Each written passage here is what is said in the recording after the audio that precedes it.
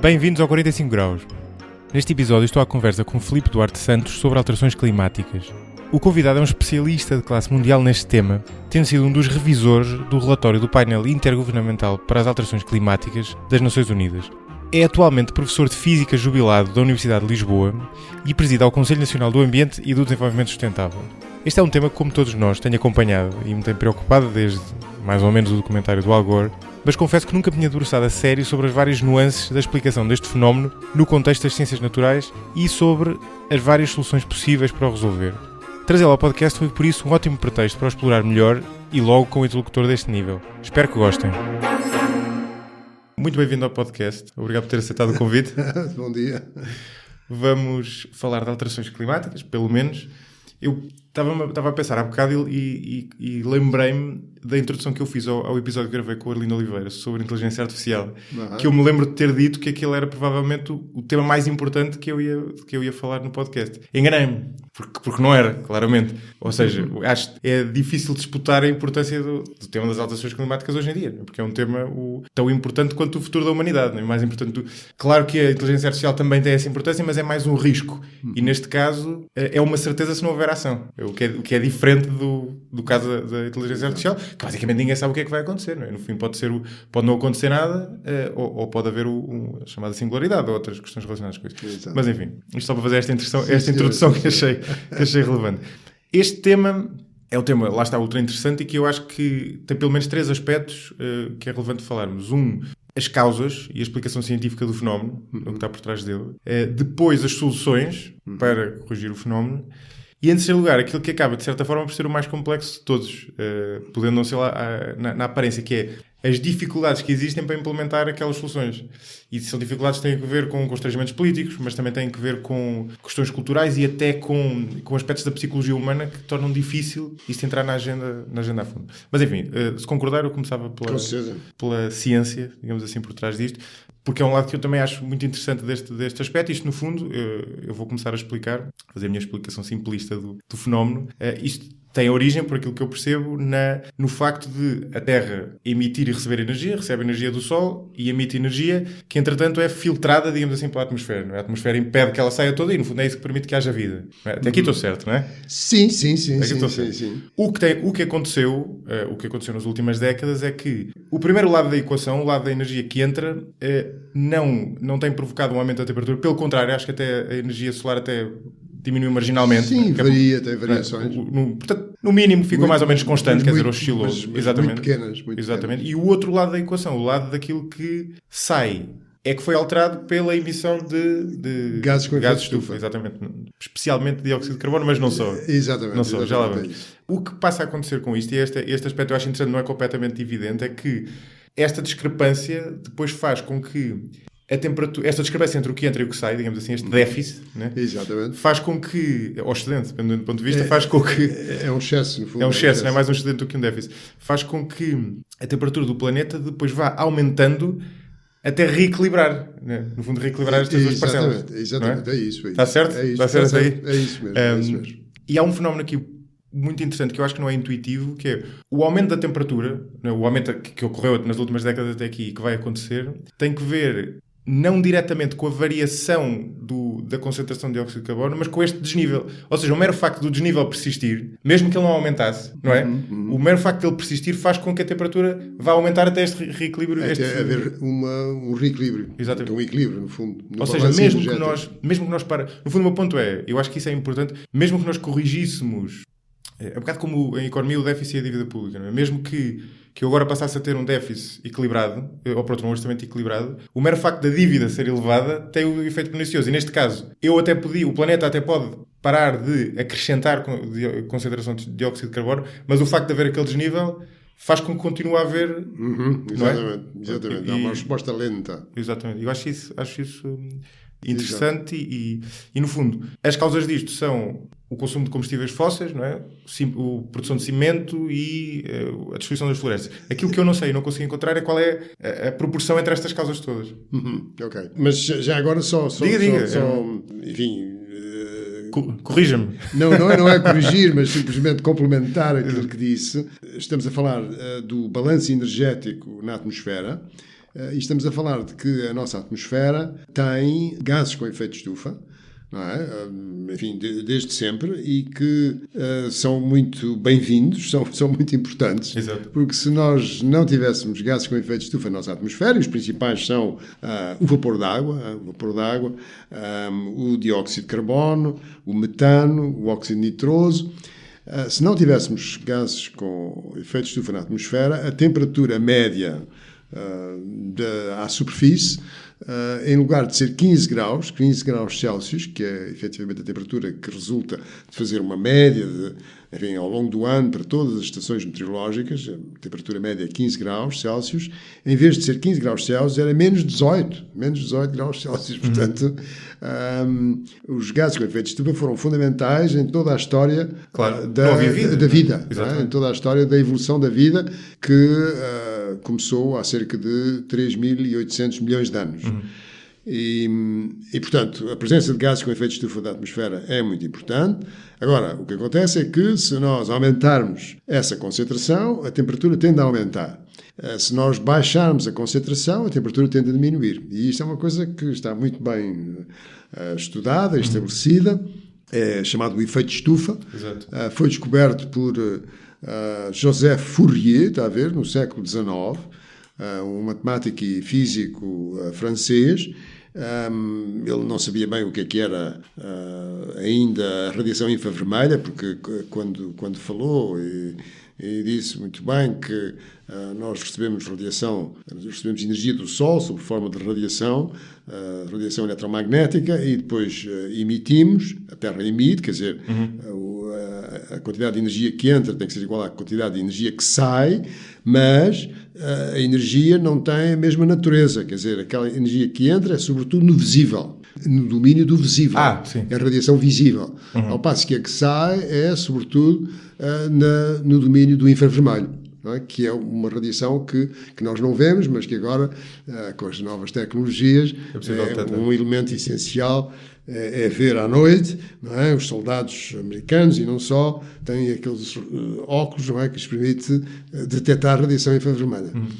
Portanto, aquilo que se tem passado é que, como disse, a emissão de gases com efeito de estufa, sobretudo o dióxido de carbono, mas também o metano e o óxido nitroso, está a aumentar o efeito de estufa, e isso traduz-se por um excesso de energia que fica retido no sistema climático. O sistema climático esse que é composto não só pela atmosfera, mas também pela hidrosfera, ou seja, os oceanos, a parte gelada, ou seja, a criosfera, as grandes massas de gelo nos polos, a biosfera, não é?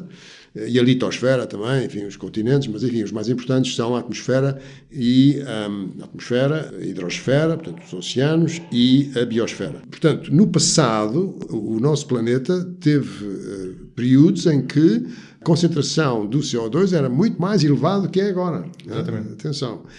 Simplesmente o que é novo é a velocidade, não é? É a rapidez, não é? A velocidade, se quiser, com que nós estamos a alterar a composição no que respeita aos gases com efeito de estufa da atmosfera. Quer dizer, aumentou-se a concentração de CO2 na atmosfera de cerca de 42%, está a ver, um aumento de 42%, desde há qualquer coisa como 250 anos, desde a Revolução Industrial, a partir da qual se começaram a utilizar de uma forma intensiva o carvão, o petróleo e o gás natural.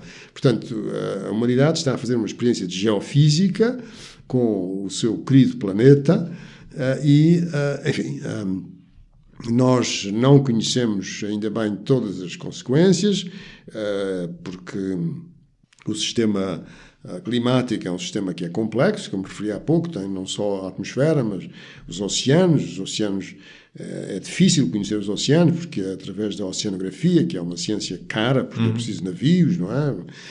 Mas também a biosfera, portanto, há toda uma interação entre estes vários subsistemas do sistema climático, mas, enfim, sabemos que quanto mais gases com efeito de estufa para a atmosfera emitirmos, maior será a mudança climática que já se começa a sentir. Exatamente. Há um ponto importante que eu gostava também de perceber melhor, que é essa questão de nós já termos tido no passado vários períodos em que houve uma concentração de dióxido de carbono superior à que existe atual, no Eoceno e no período Cretáceo. Exatamente, quer dizer, houve um máximo da temperatura há qualquer coisa como 50 e tal milhões de anos. Achava ali, no fundo a ideia é o aumento, uma concentração maior de dióxido de carbono e de outros gases de estufa não é necessariamente prejudicial, desde que ocorra muitíssimo gradualmente e o planeta vá prejudicial à vida. Isto é, não é à vida no planeta. Não é? Ela é prejudicial à vida, aqui a vida no geral, não só a vida dos seres humanos, quando ocorre abruptamente. Exatamente. E aí de repente provoca um aumento de temperatura brutal. Exatamente. E nem precisa ser brutal, não é? A questão é essa. Não é? Ele pode até ser... Exatamente. Até pode ser relativamente pequeno. Exatamente. Aqui o que está em causa, de facto, é a velocidade com que esta mudança está a ocorrer, não é? E é realmente brutal, quer dizer, nós estávamos a falar há pouco do excesso de energia que está a acumular-se no sistema climático. E a maior parte do qual, desse excesso de energia, vai para aquecer o oceano. É uma coisa que é curiosa. Exatamente, eu ia falar disso. Não é? Quer dizer, não é para aquecer a atmosfera. Por outras palavras, se nós não tivéssemos oceano, ou se tivéssemos um oceano com uma área muito menor, bom, então a temperatura já tinha aumentado muito mais. Sim. Não, mas há outro lado disso, que é aquele terceiro ponto que eu também gostava de falar, que é por os efeitos se sentirem mais no oceano, faz com que sejam menos perceptíveis para a população comum. Não é? Há uma espécie de dissonância entre o efeito planetário e o efeito no nosso bairro, não é? Sim. Não é? Sim, quer dizer, as pessoas... enfim, sobretudo nas regiões tropicais, é muito claro que, digamos, é perceptível que a temperatura do mar, a temperatura superficial do oceano está a aumentar e uma das coisas que é muito destrutiva, por exemplo, para os corais, não é? Para os recifes de corais, são as ondas de calor no oceano. Quer dizer, assim como há ondas de calor na atmosfera, claro, há ondas de calor no oceano. Portanto, períodos em que, porque a temperatura do oceano não é estável, não é? Quer dizer, tem variações. E nós sabemos isso quando estamos a passar férias nas nossas praias, não é? E a temperatura varia um bocadinho, claro, não é? Mais do que nós gostaríamos. Dia para dia, que gostaríamos que fosse mais quente e tal. Mas, portanto, em média, a temperatura do oceano aumentou de 1 grau Celsius, e se, enfim, aquelas pessoas que nos estão a ouvir e que são da área das ciências, não é? Ou das engenharias, podem fazer um cálculo, não é? Para saber qual é a energia que é necessária para aquecer uma camada de água, digamos, com 100 metros, admitamos, não é? Qual que seria a camada superficial do oceano de 1 grau Celsius, e tendo em atenção qual é a área do oceano, bom, e vão ver que é um número perfeitamente, enfim, enorme, não é? Quer dizer, esse excesso de energia corresponde, o excesso de energia por dia corresponde, enfim, a várias bombas atómicas, não é? Quer dizer, a energia corresponde a várias bombas atómicas. Quer dizer, portanto, a energia que o sistema está a absorver é muito grande, e isso cria um desequilíbrio, e é um desequilíbrio rápido, porque as emissões, enfim, são realmente muitas, não é? Quer dizer, nós temos uma enorme dependência nos combustíveis fósseis, eu diria que estamos viciados em combustíveis fósseis. Isto não é dizer que eles não tenham sido muito importantes para a civilização que temos, não é? Claro. Para o bem-estar que temos, a qualidade de vida, a prosperidade económica, enfim, tudo isso, mas, de facto, essas emissões, essa nossa dependência nos combustíveis fósseis, cerca de 80% das fontes primárias de energia são combustíveis fósseis, lança para a atmosfera quantidades gigantescas de dióxido de carbono, e também, portanto, no caso dos combustíveis fósseis, dióxido de carbono, e é isso que, enfim, que está a causar, como digo, estamos a fazer uma experiência de geofísica com o nosso planeta. Claro, brincar com o fogo. Brincar com o fogo. Vamos então às causas do fenómeno. Falámos há pouco que começou com a Revolução Industrial, mas depois há ali uma inclinação súbita da curva, se a pessoa olhar para o gráfico, por volta dos anos 70. Não é? Porquê aquilo acontece? Porquê naquele período dos anos 70, já do século XX? Bom, quer dizer, isso é particularmente notório até no século XXI, quer dizer, os indicadores de consumo de energia e outros indicadores de consumo de outras, enfim, matérias-primas, no final do século XX, no início do século XXI, foi muito grande. E uma das principais razões é que é como se nós estivéssemos numa mesa, todos sentados e, enfim, a comer, não é? E a certa altura aparece uma pessoa com um apetite extraordinário, na verdade, e pronto, é a China, não é? Quer dizer, e é perfeitamente natural que assim seja, não é? Claro, faz sentido. O desenvolvimento económico que a China teve desde os finais da década de 80 é um dos fenómenos mais extraordinários da nossa época. E está muito alicerçado no consumo de combustíveis fósseis. Carvão também.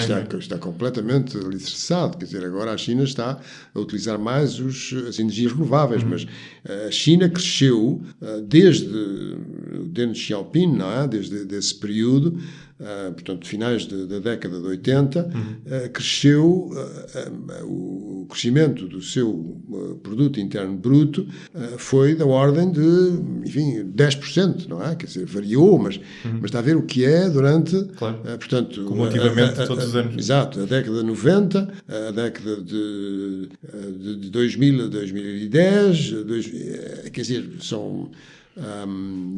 e mesmo durante a década de 80, não é? Esse crescimento já era notório, portanto, é um fenómeno, digamos, notável, não é? Enfim, com consequências ambientais e outras consequências geopolíticas, etc. Mas, quer dizer, isso foi possível devido ao consumo intensivo de carvão e de petróleo e de gás natural, mas muito carvão, e, portanto, as emissões aumentaram, não é? Qual é o peso relativo das várias causas? Por exemplo, dentro dos combustíveis fósseis, entre o carvão, o petróleo e o gás natural, Sim. Por exemplo. Depois também há outras causas como fertilizantes, até a pecuária. Exato. Quer dizer, o dióxido de carbono a importância do dióxido de carbono, aqui o termo técnico é o forçamento radiativo, quer dizer, estes gases com efeito de estufa provocam, lá está, o forçamento radiativo é o desequilíbrio, não é? Que falámos há pouco, o desequilíbrio no balanço energético, não é? No balanço energético, no topo da troposfera, ou seja, o topo da troposfera, ou seja, a tropopausa, é onde nós viajamos de avião, não é? Quer dizer, cerca de 10 mil a 11 mil metros. E a contribuição do CO2 é da ordem dos 60%, não é? E parte desta contribuição resulta, 67%, e parte desta contribuição resulta dos combustíveis fósseis, outra parte resulta das alterações no uso dos solos. Ou seja, e portanto isto é, digamos, a expressão genérica, mas nas alterações do uso dos solos, a alteração que provoca maiores emissões é a desflorestação, que ocorre nas zonas tropicais. Mas no caso da desflorestação, não é por emitir mais dióxido de carbono, mas por impedir o armazenamento natural. Não, isso é uma pergunta. Não, são coisas diferentes. São coisas diferentes. É porque quando se abate uma floresta, tinham acumulado, claro, está-se a libertar. Não, quer dizer, o que acontece é que grande parte da árvore, não é? As folhas, grande parte dos ramos ficam, não é? Ficam ali assim, ficam no local em que a árvore foi abatida, ou mesmo que sejam levados para outro sítio, acabam por se degradar, não é? E esse processo de degradação emite CO2 para a atmosfera. Porque, se calhar vou dizer uma calinada, mas a árvore tinha acumulado exatamente, dióxido de carbono. É como se fosse uma bomba de dióxido de carbono. Exatamente. Que ao ser... que é um mecanismo natural do planeta de equilibrar o sistema. As árvores têm essa função de absorver, no fundo, o dióxido de carbono, e ao de repente rebentar a bomba, essa expressão... Exatamente. É isso mesmo. Quer dizer, tem dois efeitos, não é? Quando se abate uma floresta ou se abate uma árvore, por isso é que é tão importante as árvores, e por isso é que nós plantarmos, cada um de nós plantar uma árvore, ou 2 árvores, ou 10 árvores, ou mais árvores na nossa vida é uma contribuição magnífica, não é? Para a sustentabilidade. Portanto, está a dizer isso com cara de quem já plantou várias. Já plantei várias, exatamente. E gosto muito de árvores e de florestas, gosto realmente muito.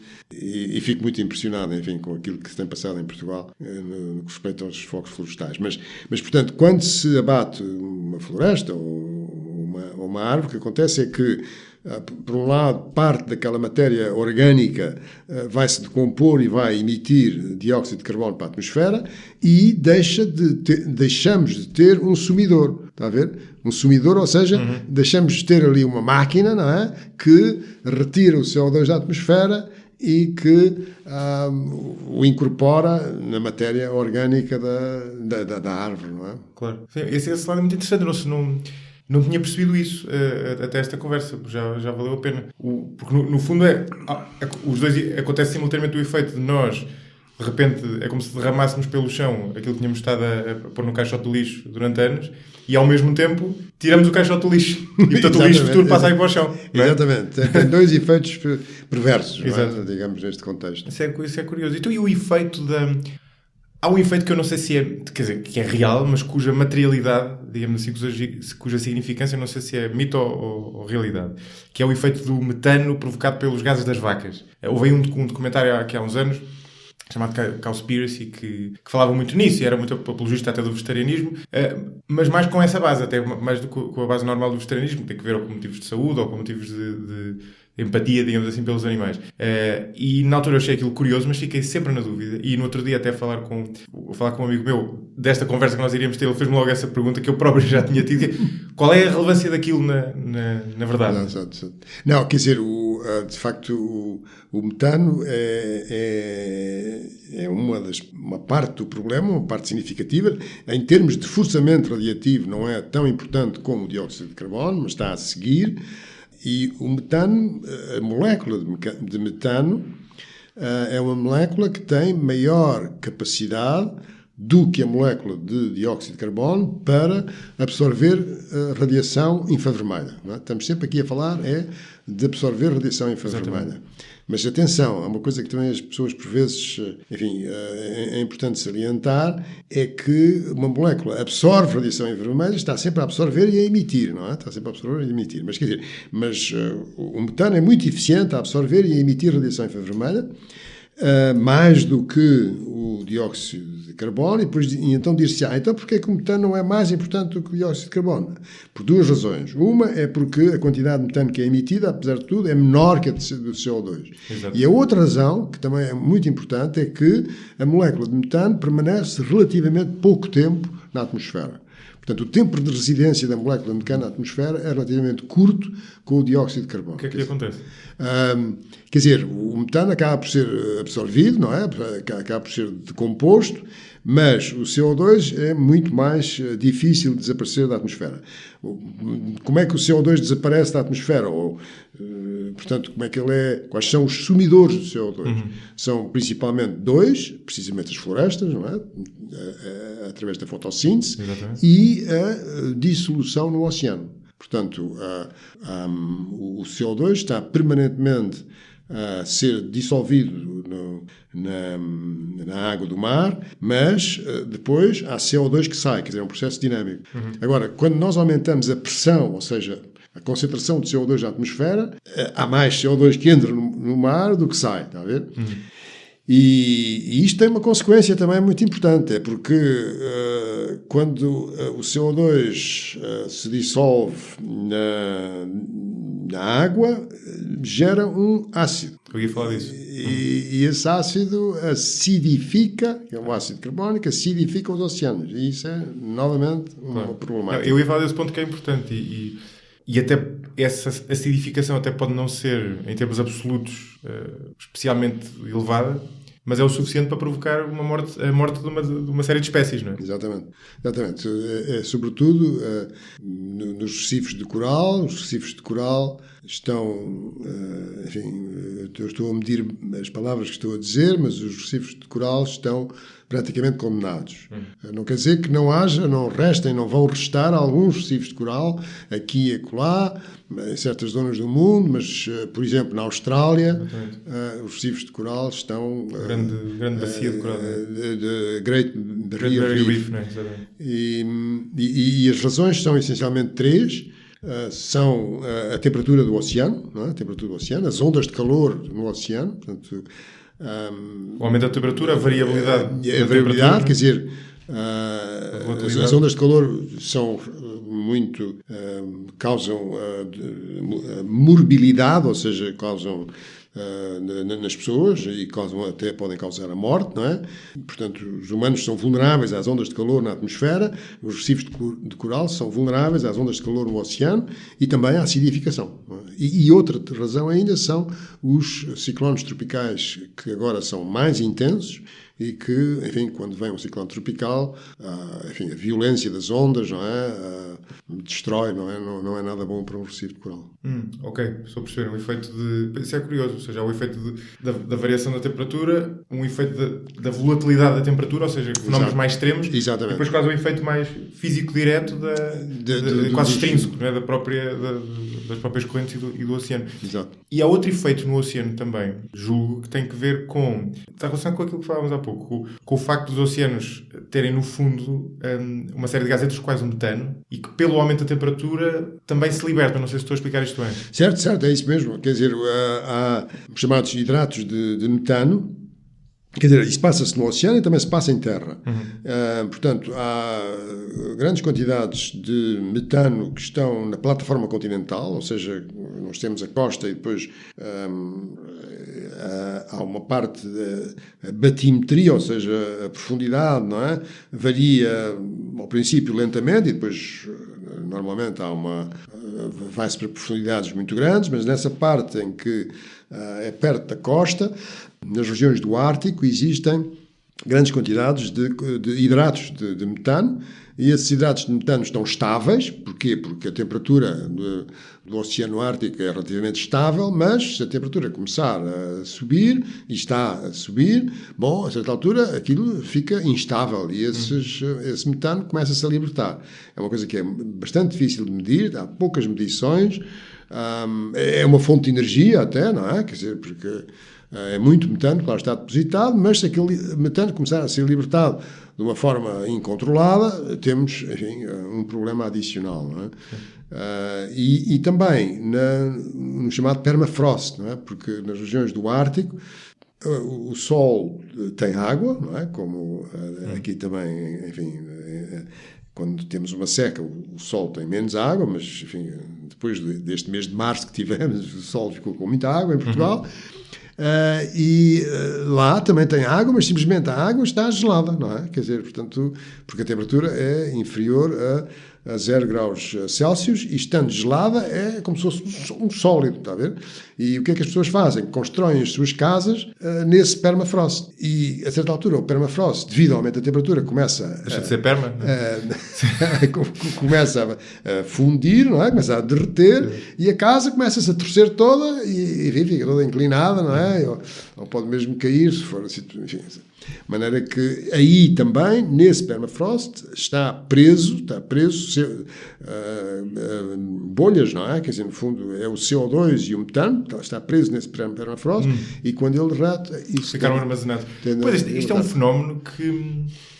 quer dizer, é interessante e ao mesmo tempo é desconcertante, porque isto é um bocado, lembra um bocadinho a lei da entropia, lembra um bocadinho também muitas coisas que acontecem até quase na vida das pessoas, que é quando a coisa começa a correr mal, depois há uma série de efeitos cruzados, não é? Que levam a que as coisas combinam-se a correr ainda pior. Né? Portanto, há um sistema mais ou menos, há um sistema equilibrado, muito frágil, né? E mal ele se começa a desequilibrar. Solta-se uma ponta e começa a soltar as outras, não é? De repente o metano que estava armazenado também começa a soltar-se porque havia não é? Um aumento de temperatura e os oceanos acidificam, quer dizer, há aqui um efeito... E esse é outro aspecto que eu acho que também não é muito do senso comum, porque no fundo tira a linearidade deste processo. Ele já seria mau se fosse linear, mas aqui quase que o torna exponencial. Exatamente. De repente vai acelerando. Retroações positivas, quer dizer, não é? Exatamente. Portanto, são Agora, penso que é importante salientar que o planeta Terra não está nada preocupado com isto. Não, exatamente. O planeta Terra está no melhor. Está a ver? Exato. As leis da física continuam as mesmas. A capacidade da biosfera de se adaptar a um planeta mais quente também continua, está a ver?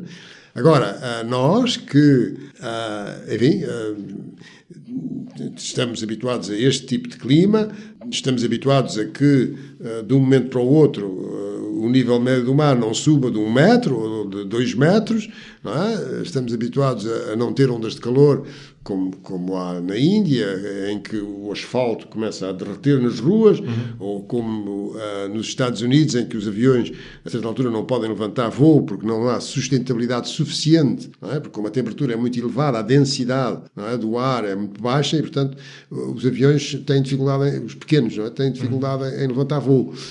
Portanto, há toda uma série de coisas que vão acontecendo, não é? Que para a nossa civilização e sobretudo com uma certa rapidez, enfim, levam-nos a pensar. Mas esse ponto é muito importante porque é importante perceber que este é um fenómeno que é mau para nós, mas do ponto de vista do planeta não tem espécie de problema. Nada especial. No fundo, tudo isto acontece dentro do sistema, Exatamente. Não é? Dentro das regras normais. Exatamente. Como não podia ser de outra forma. Não é? Exatamente. O problema é nosso e de outras espécies. Exatamente. E das outras espécies. Aliás, antes de ser nossa, até das outras espécies que são mais frágeis, nomeadamente essas no mar. Antes de avançarmos para as soluções, queria só despistar o que eu acho que não faz sentido, apesar as conclusões hoje em dia já estão para lá de qualquer dúvida, acho eu. Mas eu gostava de abordar também rapidamente as hipóteses alternativas, digamos assim. Há uma hipótese alternativa que eu não sei quão descabida é. Quer dizer, não é uma hipótese alternativa, como é que eu ia dizer? Uma visão alternativa sobre a bondade desta alteração, que é dizer, há indícios de que nós pudéssemos estar a caminho de uma nova idade do gelo. Isso é sempre muito difícil, tanto quanto eu percebo, muito difícil de diagnosticar, e nós tivemos a última idade do gelo há 20 mil anos? Sim, de 20 mil anos. 12 mil anos é quando começa a civilização. Exatamente. Foi logo depois 10 mil anos a Revolução Agrícola. Exatamente. E, portanto, no fundo é dizer, bom, nós estaríamos a caminho de uma nova idade do gelo e, portanto, isto vem mesmo a calhar. Porque minimiza, mitiga os efeitos do... Sim, senhor. Isto faz algum sentido? Sim, senhor. Isso é uma coisa que tem sido estudada. Importa salientar que nós estamos num período da história da Terra, desde há cerca de 1 milhão de anos, em que temos ciclos com um período de cerca de 100 mil anos de períodos glaciais separados entre si por períodos interglaciais mais curtos. Períodos interglaciais, tipicamente da ordem dos 20 mil anos. Às vezes até mais curtos, o último foi mais curto. E depois temos um período glacial mais longo, não é? E a diferença de temperatura entre um período interglacial, a temperatura média da atmosfera à superfície, entre um período interglacial e um período glacial é, enfim, maior do que 5 graus Celsius, à volta de 7 graus Celsius, 6 graus Celsius. Bom, portanto, porquê é que isto acontece? Bom, acontece porque o eixo da Terra tem um movimento de precessão, é como antigamente lançavam-se peões, não é? Era um cordel, estava-se e tal, lançava-se o peão, havia pessoas que tinham muito jeito para lançar peões. E o peão roda, obviamente, mas o eixo do peão, a maior parte das vezes não ficava vertical, mas ficava inclinado e rodava, o próprio eixo também rodava, não é? É o que acontece com a Terra, não é? O eixo da Terra roda. Por isso é que a astrologia não tem muito que se lhe diga, não é? Quer dizer, porque nós agora temos o eixo da Terra a apontar norte, na direção da estrela polar, mas daqui assim a 13 mil anos não está lá a estrela polar, não é? No sítio do norte, está a ver? Bom, tanto que foram feitas as previsões, não é? A realidade é diferente. De forma que temos um movimento de precessão do eixo da Terra. Depois também acontece que o eixo da Terra tem uma inclinação relativamente ao plano da eclíptica. A eclíptica é o plano da órbita da Terra em torno do Sol. Essa inclinação não é fixa, também varia um bocadinho. E depois temos outra coisa que é a elipse que a Terra descreve na sua órbita em torno do Sol. não é uma circunferência, é uma elipse. Exato. E essa elipse tem excentricidades que variam. Estas três variações dos parâmetros orbitais e do eixo da Terra é que provocam aqueles ciclos que eu referi, dos glaciais e interglaciais, que são também chamados ciclos de Milankovitch, porque foi o cientista que, pela primeira vez, enunciou essa explicação para a alternância de épocas glaciais e interglaciais. Portanto, nós estamos numa época interglacial que irá terminar. Quer dizer, isso é certo. Irá terminar. Simplesmente é um período interglacial anormalmente longo, devido ao facto que a excentricidade da órbita da Terra é bastante baixa. Quer dizer, a órbita da Terra tem uma configuração mais de uma circunferência. Aquilo que estamos a fazer em termos das emissões de gases com efeito de estufa para a atmosfera, efetivamente, não se sabe exatamente quando é que este período interglacial vai terminar, sem falar da questão das alterações climáticas, mas poderá ser daqui assim a mais 30 mil anos, ou enfim, dessa ordem de grandeza, e se continuarmos a emitir, não é? Efetivamente, isso vai influenciar o comportamento do clima em termos, quer dizer, vai haver uma contribuição não só das emissões de gases com efeito de estufa, mas do facto de que se aproxima uma época glacial. E, portanto, isso vai permitir que o planeta não arrefeça como arrefeceria se não houvesse as emissões de gases com efeito de estufa. Portanto, aquilo que podemos dizer é que daqui a 30 mil anos, isso pode ser, ou 50 mil anos, pode vir contribuir para que a próxima época glacial não seja tão pronunciada como foram as anteriores, não é? Em que grande parte da Europa ficou debaixo de gelo e, portanto, isso é algo muito, enfim, profundamente disruptor, não é? Digamos, mas, bom, até lá, enfim, vamos estar aqui numa... Ou seja, a acontecer... Deverá acontecer bastante mais tarde, apesar de tudo, do que os efeitos.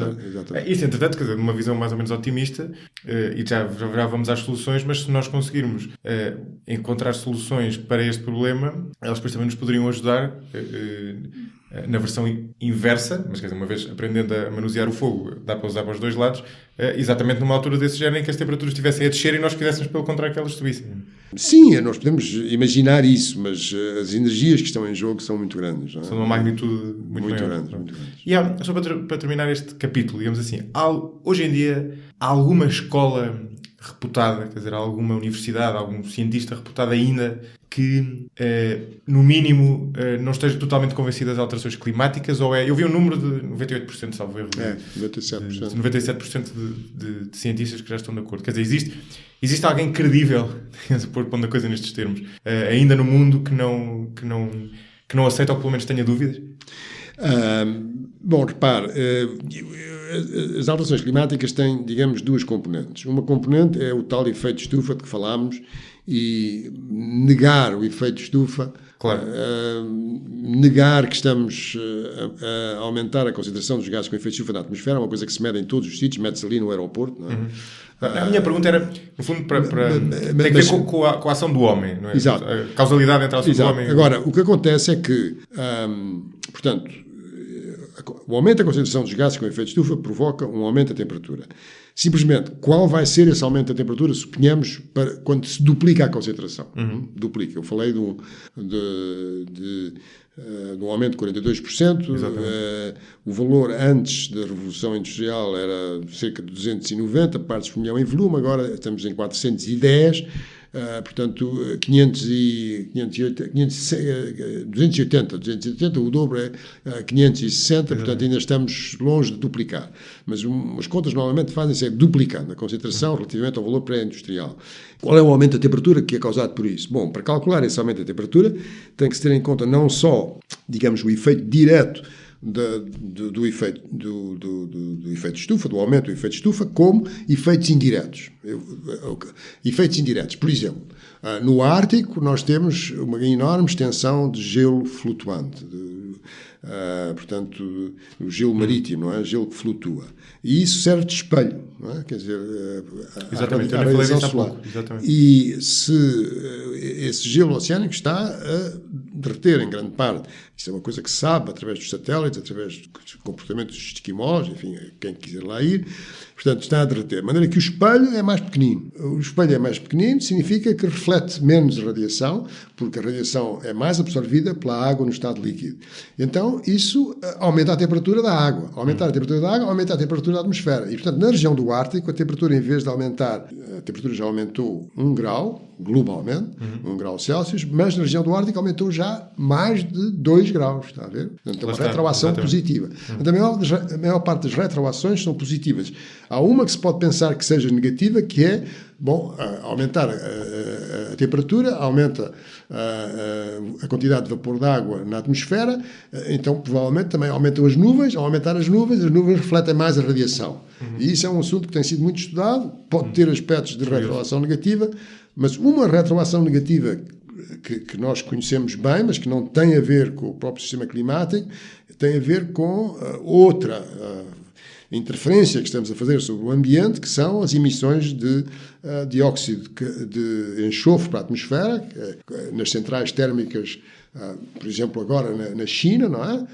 Emissões muito grandes e que provocam aquelas neblinas, enfim, e nevoeiros muito prejudiciais para a saúde dos chineses nas grandes cidades que têm grandes centrais térmicas, que era um problema que existia nos Estados Unidos e na Europa e que foi bastante resolvido porque se puseram filtros e, portanto, já não se emite. São os aerossóis, não é? São, portanto, os aerossóis de dióxido provocados pelas emissões de dióxido de enxofre, sobretudo os sulfatos. Mas eu só não preciso da resposta.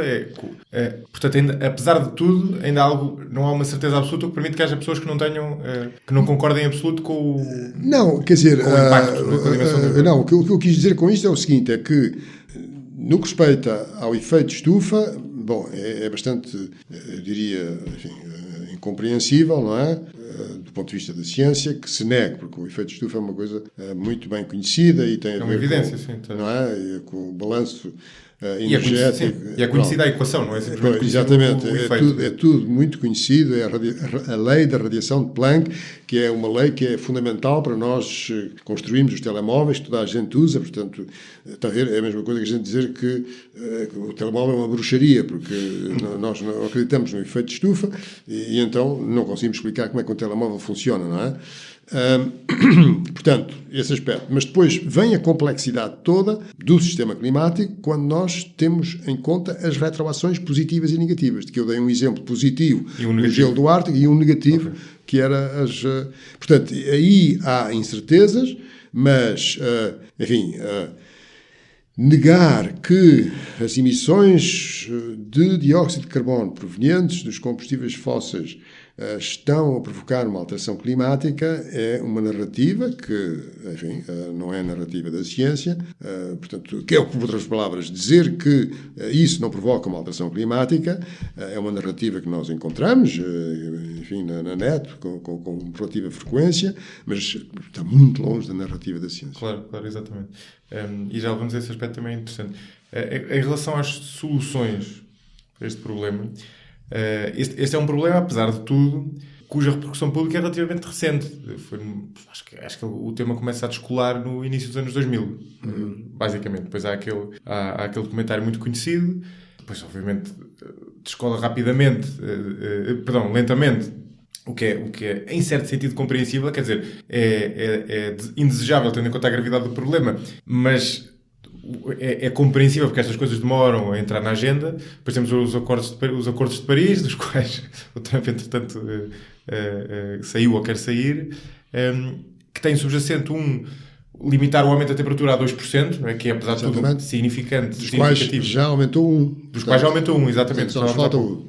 Só temos no plafond. Exatamente. No plafond de aumento de temperatura. Exatamente. Quanto que é já de si significativo. Ou seja, não é um aumento pequeno. Considera-se que se consegue gerir esse aumento, digamos assim. Exatamente. E o que eu acho interessante nós falarmos são as soluções específicas. Eu já apanhei várias soluções específicas para no fundo, reverter este problema.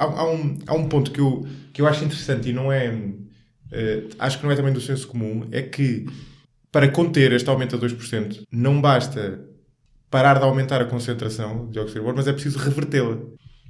Não é? Exatamente. Face ao nível atual. Exatamente. Quer dizer, as emissões estão a subir, globais, globais, as emissões estão a subir, e para controlarmos este problema, para que a temperatura do planeta não continue a aumentar, é necessário que decresçam globalmente, mas decresçam muito.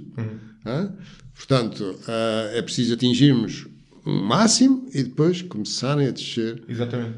Fortemente. Ou seja, não basta deixar de continuar a aumentar, é preciso que diminua. Não basta entrarmos num estado platô, estacionário, digamos, de emissões. Não é? É necessário diminuir, porque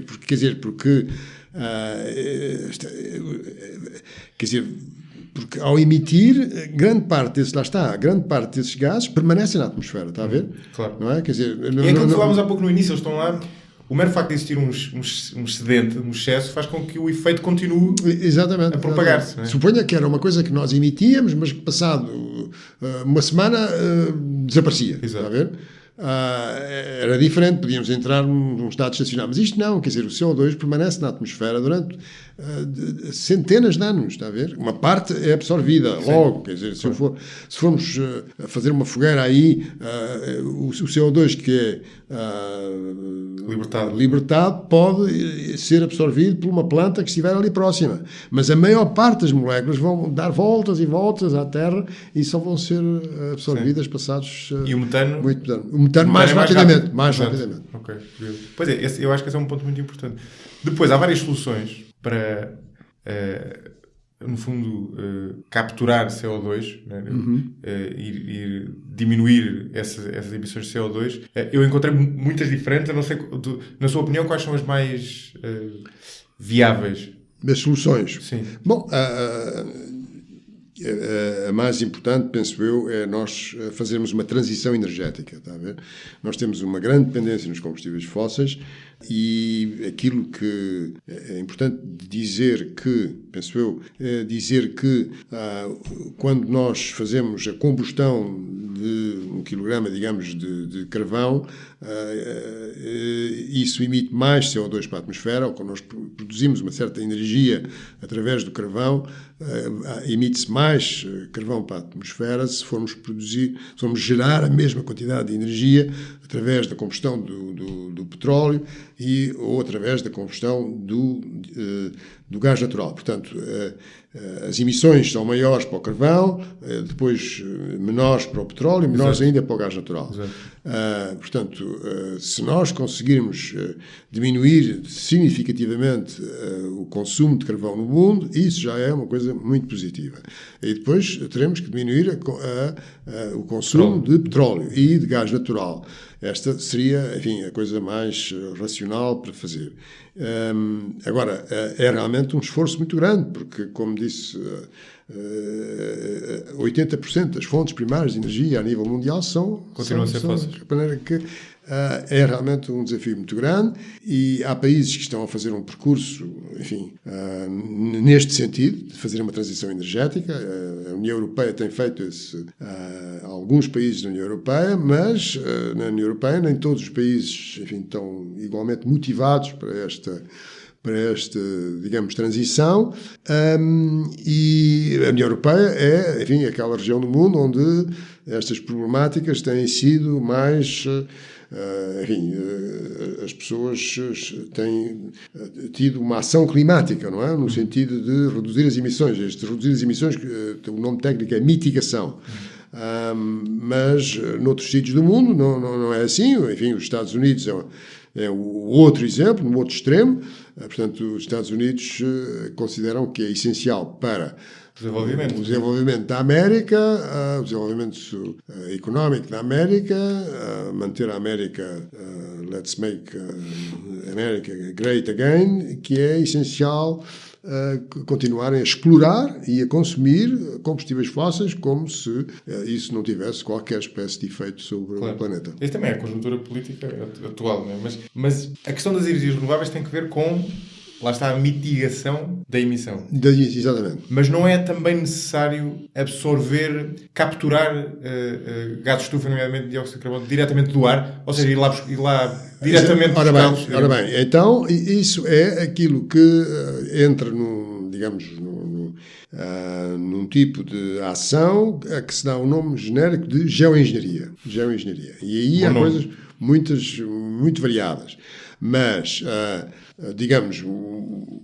uma forma que não é propriamente de geoengenharia, quer dizer, mas é uma forma... Portanto, quer dizer, repare, estamos a falar quando falamos do CO2 e de resolver o problema, estamos essencialmente a falar de fontes e sumidores. Não é? Fontes e sumidores. Portanto, nós temos fontes, mas sabemos que podemos criar mais sumidores. Ora, como é que cria mais um sumidor de uma forma simples? Plantar uma árvore. Exato. Portanto, se uma pessoa plantar uma árvore, cria um sumidor. Claro que, enfim, para o planeta não é muito significativo, mas se todas as pessoas plantarem árvores, isso é realmente significativo. Ou então pode-se fazer grandes plantações de árvores, não é? Em certas regiões do mundo. Portanto, é criar um sumidor.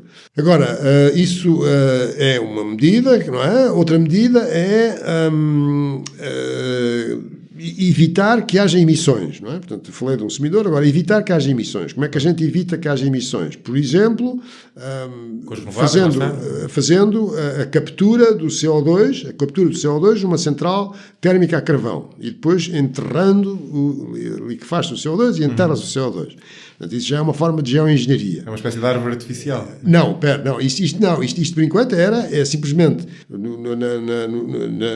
na chaminé de uma central térmica a carvão, sim, não é? Estou a perceber. Por exemplo, ou no Pego ou em Sines, pôr um dispositivo que captura o CO2 que é emitido e depois o liquefaz e o enfina numa mina de carbono que já não é explorada. Agora, para além disso, temos as chamadas emissões negativas, é uma outra expressão, que aí sim, isso é como se fosse uma árvore artificial, é através de processos químicos retirar o CO2 da atmosfera.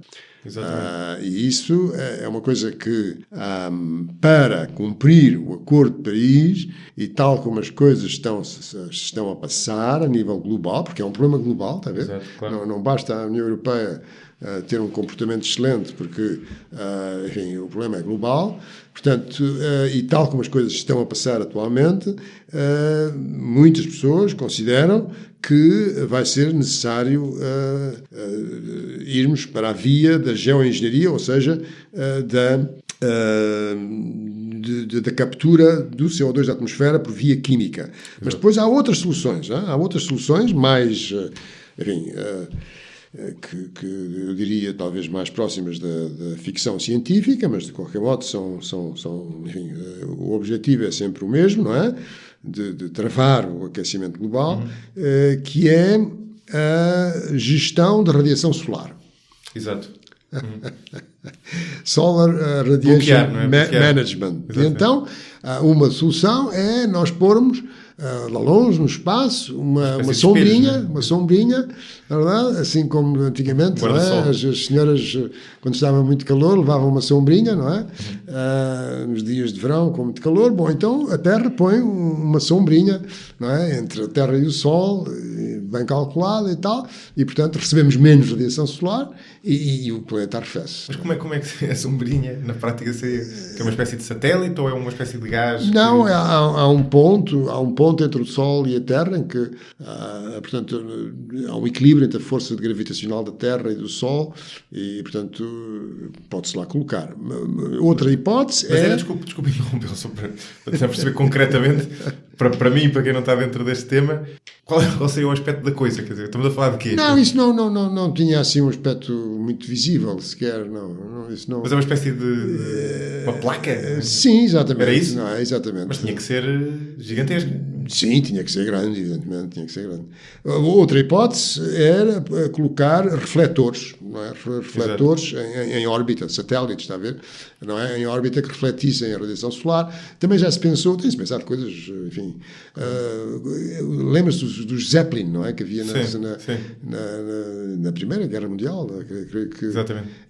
Então, os Zeppelins são metálicos, não é? Portanto, refletem a radiação solar. Bom, então, grandes quantidades de Zeppelins refletem a radiação. Mas agora, outra coisa, uma outra ideia, e esta está a ser testada neste momento, de gestão da radiação solar, é de lançar para a atmosfera aquilo que eu falei há bocado, de que quando temos uma central térmica a carvão, e sobretudo se esse carvão tiver muito enxofre, lança para a atmosfera dióxido de enxofre, que depois dá origem a aerossóis, sulfato de enxofre, e então se arranjamos uma grande quantidade de dióxido de enxofre, um avião, e lançamos grandes quantidades de dióxido de enxofre na estratosfera, portanto, um bocadinho acima de onde se viaja de avião, aquilo faz uma neblina, enfim, tal como a neblina que há nas tais cidades da China, e reflete a radiação solar. E isto é uma experiência que está a ser feita nos Estados Unidos por um professor da Universidade de Harvard, com o financiamento do Bill Gates, não é? São várias centenas de milhões de dólares, e, portanto, o que eles estão a fazer é lançar e depois fazer medições para ver em que medida é que aquilo se mantém lá ou não se mantém, qual a quantidade que é preciso lançar para diminuir a radiação solar incidente sobre a superfície da Terra. Pronto, é isto. Agora, fazer isto em grande escala para o planeta. Quais serão as consequências também que isto tem, não é? Para além de diminuir a radiação solar, não é? De refletir a radiação solar. Esse é um efeito interessante. Então, segundo que eu percebo, há aqui pelo menos três vias diferentes. Uma, vamos assumir, vou usar uma analogia que não sei se é indicada. Já vou ver à medida que brinco com ela. Imaginemos um copo de água que tem água que vai evaporando, não é? Este evaporar, acho que funciona mais ou menos por analogia ao próprio desaparecimento das moléculas de dióxido de carbono, ou seja, é lento, a não ser que seja um solo brutal, não é? E é um copo de água que eu até aqui tenho estado a encher com água. Exatamente. Uma das alternativas tem que ver com medidas que sustêm este encher do copo com mais água. Exatamente. Essa é uma das medidas. Essa é a tal transição energética. A transição energética, exatamente. Outro tipo de medidas tem que ver com ir lá, com uma tirar água. Tirar água, exatamente. E depois há outro tipo de medidas ainda tem que ver, que é com ir a alterar o sol que está a fazer... Exatamente. Quer dizer, no fundo vamos deixar tudo como está, quer dizer, vamos continuar a explorar carvão, porque há muito carvão, quer dizer, e há muito petróleo, e há muito gás natural ainda. Falou-se em tempos do peak oil, não é? Houve um peak oil, de facto, um máximo da produção e consumo de petróleo nos Estados Unidos, mas a nível global estamos muito longe desse peak oil. Portanto, vamos continuar a consumir isso. Isso vai aquecer o planeta. Bom, nós não queremos que esse aquecimento, ou não queremos esse aquecimento que seja muito rápido, tem consequências muito negativas. Então, o que a gente vai fazer é evitar, controlar a radiação solar, que chega do Sol, não é? De modo a fazer um equilíbrio entre o aquecimento devido aos gases com efeito de estufa e a diminuição da radiação solar provocada. Portanto, é realmente uma solução completamente tecnológica, não é? Quer dizer que as pessoas mais sensíveis às questões ambientais consideram que é perigosa, não é? Por causa de todos os seus efeitos colaterais que pode ter e que não são conhecidos, muitos deles, mas, como digo, é uma coisa que está a ser equacionada e está a ser financiados os estudos nesse sentido. E acha que é possível, só com o primeiro pilar destas soluções, ou seja, só diminuindo as emissões e sem ir lá buscar dióxido de carbono e sem brincar, digamos assim, com a radiação solar, sem tentar influenciar a radiação solar, é possível cumprir os objetivos? Vai ser muito difícil, eu penso que vai ser muito difícil. Deixe-me só, a propósito daquilo que estamos a dizer, mencionar que esta metodologia das centrais térmicas a carvão, em que se faz a captura e o sequestro, foram construídas centrais com essa capacidade, tanto nos Estados Unidos como na União Europeia. Houve uma altura em que a União Europeia, isto em inglês é CCS, quer dizer, Carbon Capture and Sequestration, essa metodologia verificou-se que é possível, que é viável.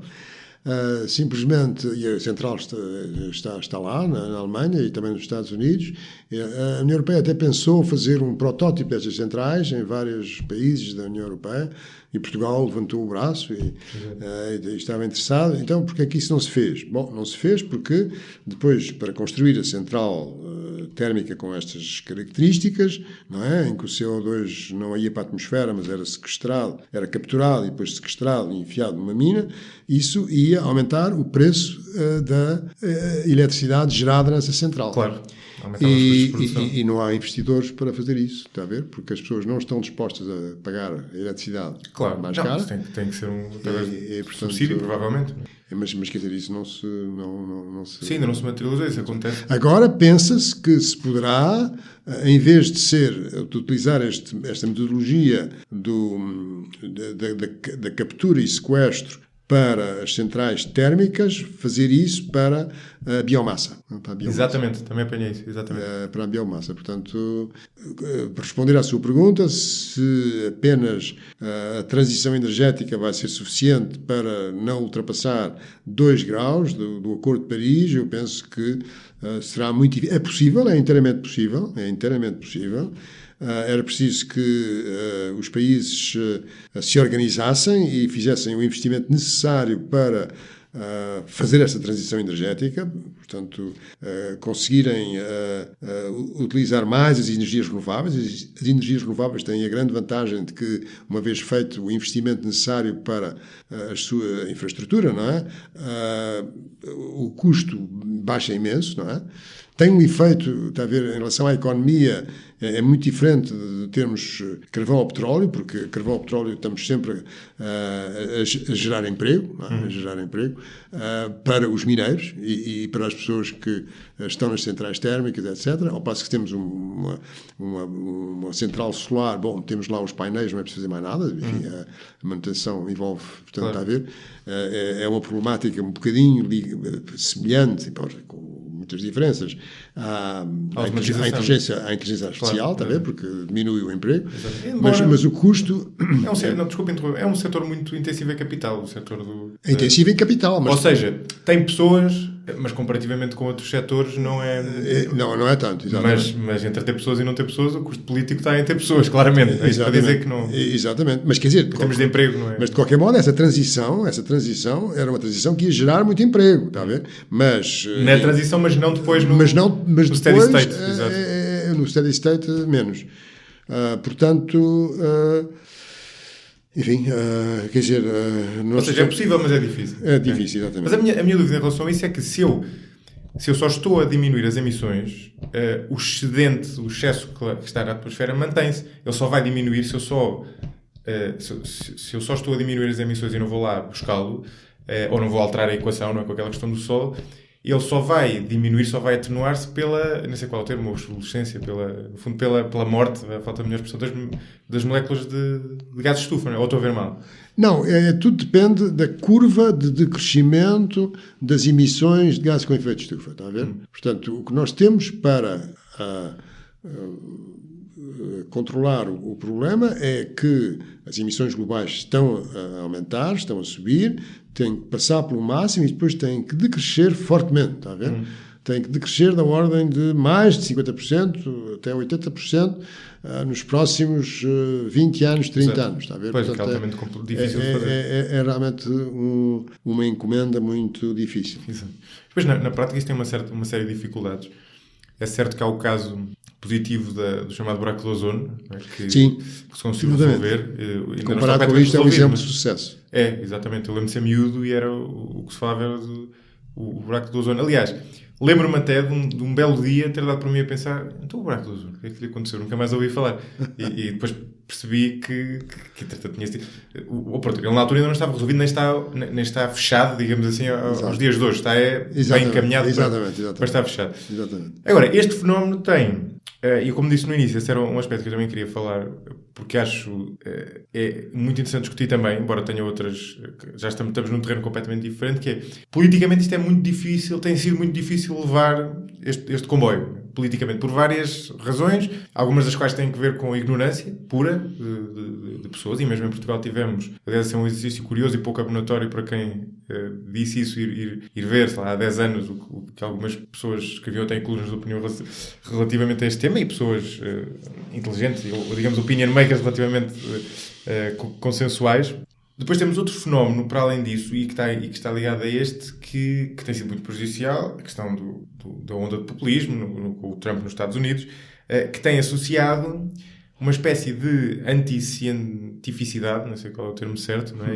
E o anti-elitismo, que eu acho que há ali duas pernas, que é, por um lado, os cientistas fazem parte da elite intelectual, digamos assim, e eu não confio, porque mais ou menos associo-os aos políticos também que tomaram mais decisões, e há essa questão que está muito na gênese do populismo.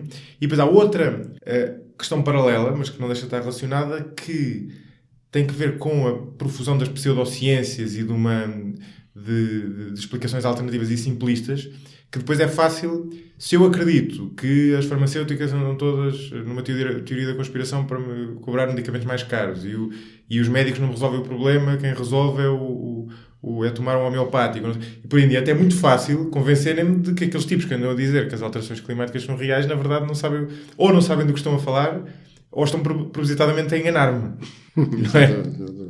E eu acho que isso é eu não sei qual é a sua visão em relação a este tema, mas... Eu vou falar de factos, acho que enfim, aquilo que são factos, não é? Efetivamente, mas nos Estados Unidos existe uma chamada AAAS, ou seja, AAAS. 3 A's e um S. American Association for the Advancement of Science, que é a maior associação científica, maior no sentido do maior número de membros do mundo. E esta AAAS, que é uma associação, uma organização muito respeitada e que publica uma das melhores revistas científicas do mundo, que se chama Science.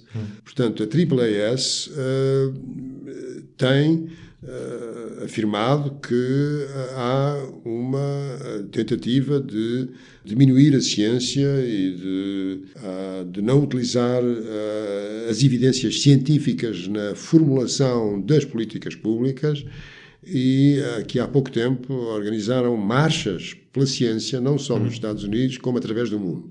Aqui na Península Ibérica, só que eu saiba, houve uma em Barcelona, mas enfim, por todo o mundo houve essas marchas. Portanto, está a ver, é a maior associação de cientistas do mundo que organiza marchas em defesa da ciência. Portanto, há qualquer coisa que aqui não está a funcionar como costumava funcionar. Esse é um fenómeno... Como? É um fenómeno curioso, não é? É um fenómeno curioso e, quer dizer, e não é só em relação às alterações climáticas, é outras coisas. Quer dizer... Sim, pelo contrário, eu acho que as alterações climáticas sofrem isso por danos colaterais. Ou seja, são penalizadas por essa descrença como uma espécie de dano colateral, justamente numa altura em que isso não era... em que vem na pior altura, né, digamos assim.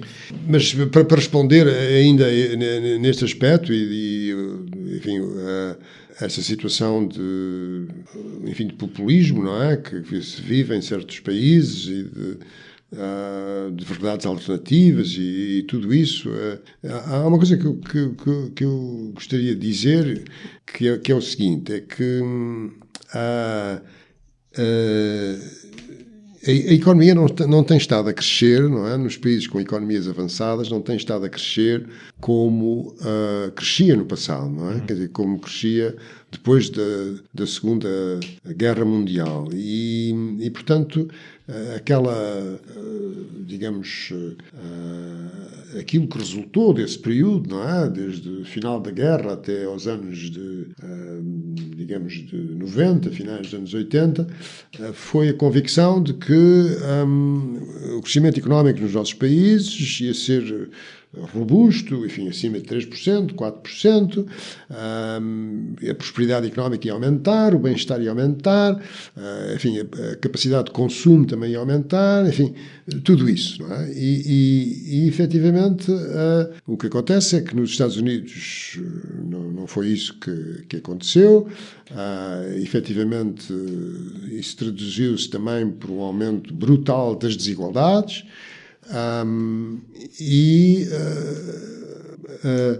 Na minha opinião, isto deve-se, em parte, ao facto de que temos um planeta que tem recursos limitados, ainda existem muitos recursos naturais, mas esses recursos naturais são, enfim, um pouco mais difíceis de obter e mais caros, portanto. Exato. É essa a razão fundamental porque as pessoas agora falam muito de economia circular, e tudo isto aponta para que nos temos que habituar a uma situação em que temos um planeta agora com 7.600 milhões de pessoas, em 2050 com 9.200 milhões de pessoas. Todos têm expectativas de melhor qualidade de vida, melhores condições e de bem-estar, mas, enfim, o planeta é finito, os recursos são também finitos e, portanto, essa é uma problemática. Claro, que é preciso a pessoa consciencializar-se disso. E depois para lá deste efeito que nós falávamos, há outra, ou para outra, desta causa, há outra causa que é até mais interessante, que é mais psicológica. Porque tudo isto, há bocado até falei disso em passei no início, que o facto do maior aumento da temperatura estar a ocorrer nos oceanos faz com que nós o percebamos pior. A maior parte da energia, está a ver? A maior parte da energia que corresponde ao desequilíbrio térmico no sistema climático vai para os oceanos. Exatamente. 93%. 93% é muito. É mesmo a maior parte. É a maior parte. O que faz com que ele esteja longe de nós no dia a dia. Quer dizer, ele está a acontecer longe de nós. E ao mesmo tempo também acontece outro efeito, que é o aumento da temperatura. É um aumento muito relevante para a vida, mas na escala global das coisas não é um aumento tão grande assim. Quer dizer, a temperatura oscila muito mais durante o dia do que o aumento da temperatura que nós estamos a falar. O que leva a que muitas vezes, aconteçam dois fenómenos. Se eu estiver convencido das alterações climáticas, vou atribuir a tudo o que acontece. Se amanhã chove é porque foram as alterações climáticas, se tiver frio foram e se tiver calor foram. O que é inócuo, porque eu estou convencido e não faço mal. Mas se eu não estiver convencido, vou fazer o contrário. Pois então, aquela coisa, acho que até o Trump fez esse comentário, então o aquecimento global está tanto frio, não é? E isso, tudo isso torna ainda mais difícil, não é? Porque torna difícil passar, quer dizer, as pessoas também não compreendem bem aquilo que se está a falar. E depois há o facto de isto ser uma ameaça de todos e nós, como seres humanos, estarmos hardwired, né? como se diz em inglês, para pensar em nós e na nossa tribo, e não provavelmente no mundo, e também não estamos hardwired para pensar no futuro distante, estamos hardwired para pensar em hoje e amanhã. Exatamente. Tudo isso se junta para que seja muito difícil agir. Exatamente, é isso. E depois há outro fenómeno ainda, que eu acho mais político, que me faz alguma impressão, que acho que era importante reverter, não sei como é que se faz, que isto é uma evidência científica. Aquilo que nós estamos a falar até agora não é nem de esquerda nem de direita. E, no entanto, esta agenda, sobretudo nos Estados Unidos, na Europa menos, mas nos Estados Unidos foi tomada nos braços, sobretudo pela esquerda, pelos chamados liberals, do Partido Democrático. O que leva a que o assunto entre... Eu só pedi para não fazer isso. Seja politizado. Faz com que o assunto seja politizado, entre na esfera política e antagonize quem está do outro lado. Quer dizer, e nos Estados Unidos é um problema grande, porque enquanto na Europa o problema não... Eu acho que francamente não é político e há um acordo das pessoas em relação a isto. Nos Estados Unidos não se passa assim e é difícil resolver. Já agora vale a pena saber porque é que isso acontece. Acontece sobretudo porque... digamos, o cerne da política republicana, enfim, de direitas nos Estados Unidos, é quanto menos governo, quanto menos Estado, melhor. Claro. E as pessoas do Partido Republicano e aquelas que votam republicano têm a ideia de que as alterações climáticas vêm criar mais legislação, mais entraves à iniciativa privada, ao funcionamento, digamos, do mercado, não é? E portanto, é essencial. Não, exatamente, eu acho que essa é uma das causas. Mas sabe que eu, por acaso, não acho que seja só isso. Porque a verdade é que, mesmo os republicanos, e aquilo não é uma massa homogénea, não deixam de querer a intervenção do Estado em alguns aspectos. Obviamente há muita ignorância e o Partido República nos Estados Unidos hoje em dia está muito maltratada, digamos assim. Mas eu acho que também há do outro lado, muitas vezes, a maneira como as alterações climáticas são vendidas politicamente, nomeadamente pela esquerda, é como uma espécie de má ação do ser humano, um pecado do ser humano. O ser humano fez mal e agora está a ser penalizado. Quando na prática, como falámos há pouco, não se trata disto. Isto é um fenómeno perfeitamente natural. Já aconteceu noutras vezes ao longo da história. Simplesmente ele é-nos prejudicial e, portanto, convém agir sobre ele para o resolver. Mas, enfim, esta é uma daquelas conversas que dava para falarmos muito mais tempo. Vou-lhe, então, pedir para terminarmos a sugestão de livro, que eu acho que até vão ser 2, não é? Pois é. Bom, este é um livro que é um livro um pouco especializado, mas eu estou a escrever um livro. Exatamente. E evidentemente leio bastante normalmente e agora talvez até mais do que de costume, e é um livro, esse livro que estou a escrever, que vai ser publicado pela Springer e que deve sair no fim deste ano, no princípio do próximo ano. É um livro que tem como fio condutor essencialmente o tempo, não é? E as questões atuais da aceleração do tempo na nossa época. Mas qual é o espectro temporal? Começa... Bom, isso aí, quando se fala do tempo, há referências até desde o Big Bang, não é?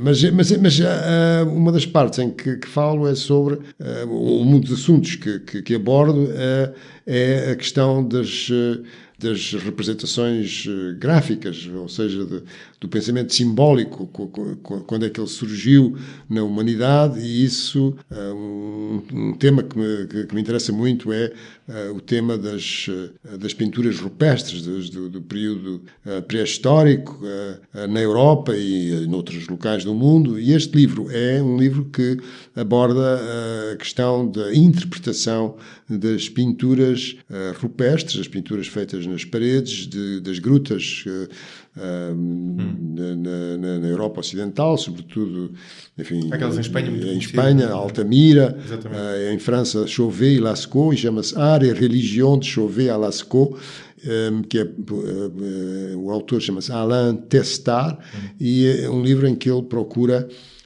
interpretar, quer dizer, porque é que os homens Cro-Magnon, os homens pré-históricos dessa época, fizeram desenhos tão extraordinários de animais, não é? E representavam os animais com uma grande fidelidade, as várias espécies de animais, mas depois a representação gráfica, não é? do homem e da mulher era esquemática, fragmentada, e o livro é muito bem ilustrado e é realmente muito interessante de ler. Tem imensas ilustrações, é um livro que eu achei extraordinário. Um livro mais relacionado com aquilo que temos estado a falar, ou seja, com o nosso mundo de hoje, e é um livro que foi publicado já há algum tempo. Eu penso que está traduzido para português, é do Thomas L. Friedman, em inglês chama-se Hot, Flat and Crowded, quente, plano e superlotado.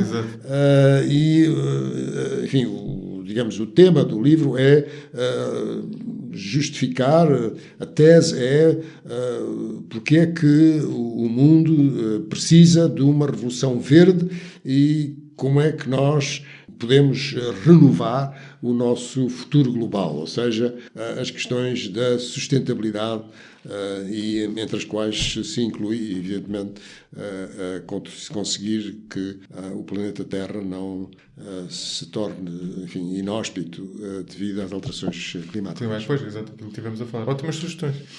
O primeiro é bom porque é um complemento àquilo que estivemos a falar, que é um bocadinho diferente, e esse tema é um tema, pode parecer um bocadinho árido à partida, mas é ultra interessante, até porque há várias coisas que não se sabe ainda do porquê do ser humano ter sentir essa necessidade, por exemplo, de representar. De desenhar. Representar a realidade. Exatamente. E porquê desenhar tão bem os animais e não os homens? Essa é muito curiosa, por acaso nunca tinha pensado nisso. A tese é extremamente interessante. A tese é de que tem a ver com o totemismo, com os não é? Que há em certas tribos no mundo, e portanto era uma forma de... Bom, enfim, é melhor ler o livro. Não, mas diga, vamos teaser. Mas, pelo menos eu fiquei com curiosidade. Mas qual é o totemismo em que sentido? É o totemismo porque as pessoas naqueles grupos sociais, não é? Dos caçadores, recoletores dessa época, do Cro-Magnon, não é? Dos homens pré-históricos, não eram todas iguais, quer dizer, eram diferentes e, no fundo, tinham capacidades diferentes, aptidões diferentes, e a ideia que este autor sugere é que uma forma de compreender isso era associar aos diferentes grupos dentro daquela comunidade animais diferentes. E, portanto, as representações... portanto, há renas, há bisontes, há mamutes, há leões, não é? E cada um destes grupos, no fundo, representava como se fosse cada um dos animais representava um grupo. Um grupo, não é? Curioso. Mas não se representava a pessoa humana. Aparecem símbolos sexuais, fragmentos de sexos, figuras geométricas, mas aquele cuidado na representação, portanto, da fidelidade à expressão dos animais não existia em relação ao ser humano. Isso tem muita piada. Eu, por acaso, já agora aproveito-me para recomendar há um documentário da BBC que muito antigo, que agora foi refeito, que acho que o original chamava-se Civilizations e o atual se chama Civilization, uma coisa do género. E o primeiro episódio, só vi o primeiro episódio, falava exatamente disso, e levantava um ponto com piada, é como é que numa sociedade caçadora-recoletora, onde à partida era preciso trabalhar todos os dias para as pessoas se alimentarem, andavam sempre de um lado para o outro, como é que eles dispunham do tempo e deixavam pessoas trabalhar a full time quase a fazer esse tipo de representações, a fazer mini esculturas, por exemplo, que levavam centenas de horas, o que implicava que aquelas pessoas não estivessem a ser usadas para alimentar-se a si próprias e aos outros, o que é um fenómeno engraçado, não é? Numa sociedade que era pré-agrícola. Mas enfim, isso já era outra conversa. Exatamente. Obrigado. Diga. Não, ia só dizer que estas pinturas normalmente estão no fundo das grutas. Exato, nos sítios mais difíceis. Dizem que é por causa do eco, pode ser por causa do eco, isto é do som, da acústica. E muitas vezes as pinturas são inspiradas pelas formas das paredes, está a ver? Portanto, imagine-se o que era, e algumas das grutas são muito longas, não é? Imagine-se o que era com tochas, não é? Para se iluminar nas condições, enfim, muito difíceis, com certeza, que existiam, e com aqueles materiais, fazer estes desenhos nos fundos das grutas era uma coisa muito importante para essas comunidades. Para eles irem para o fundo das grutas era muito importante, não é? Só isso mostra. Bom, enfim, muito obrigado por ter vindo, foi uma ótima conversa. Tive muito gosto. Até à próxima. Até à próxima.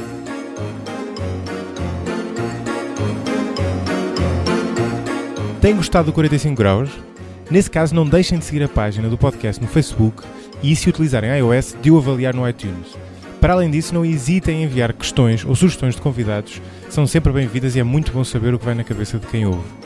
Uma última nota para relembrar que podem tornar-se apoiantes deste projeto através do Patreon, no site www.patreon.com/45 graus por extenso. Agradeço desde já aos patronos João Vitor Baltazar, Ana Mateus e Salvador Cunha pelo apoio muito generoso. Até ao próximo episódio.